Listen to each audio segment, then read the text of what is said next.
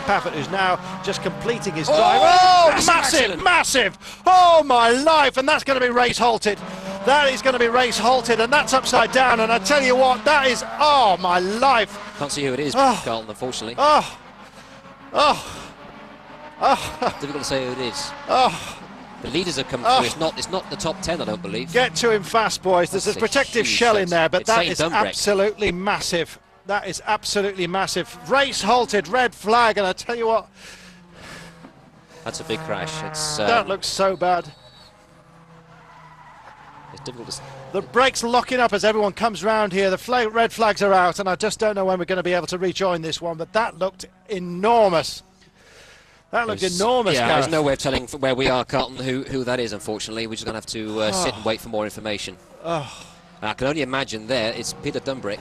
Peter Dumbreck, it is, and that was absolutely huge. He appears to be moving, and I think he's okay. Yeah, he's moving his hands. Hands are moving. His head.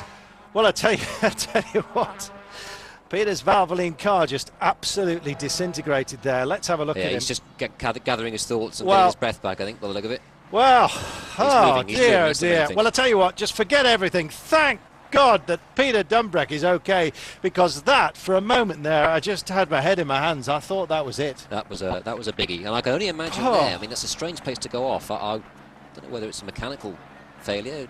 Need to see a replayed accident, but that's an unusual place to go off next in the last turn. Well, I tell you what, he was looking very unstable. I don't know whether he had suspension damage in advance of that, because something failed big time. Possibly, there. Yeah, it could well be a failure. He had an off a couple of laps previously, hadn't he? So he also had a pit stop.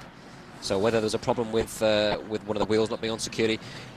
And look at this, the field picking their way through on the grass and just trying to get away from it. The medical teams are there, but Peter Dumbreck in his safety cell. There isn't a great deal left of the vehicle other than the safety cell. It's quick there. I mean, that's a flat-out corner. You're sort of coming into top gear as you come off the bend there. Now, that is really super quick place to go off. Do you know what? It's the same spot he was having trouble with in qualifcation as well. I don't know whether it's something to do with the setup of his car, but something must have failed there for him to go like that. Well, he went off twice at the previous turn in qualifying and also once in the race. So.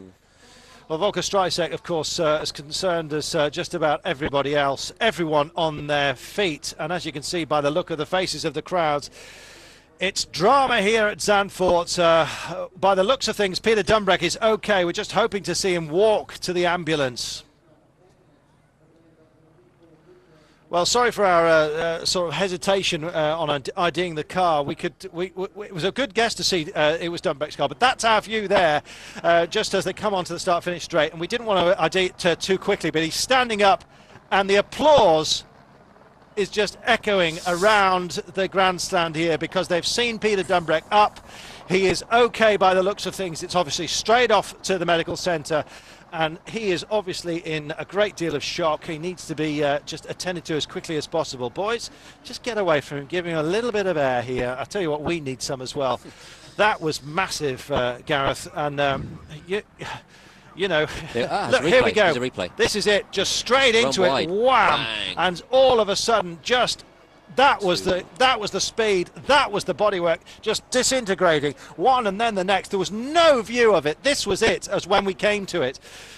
Oh, my life. Yeah, it's still a strange accident. You know, to be that far offline and going off there is very unusual. We're going to take a break. Peter Dumbreck is okay. That's his car. We're at Zandvoort. Everything else goes into sharp focus. Get on the website, www.motortv.com. Click on the forums.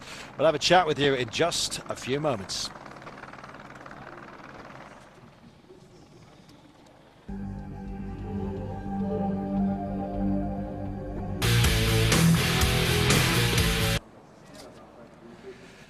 Well.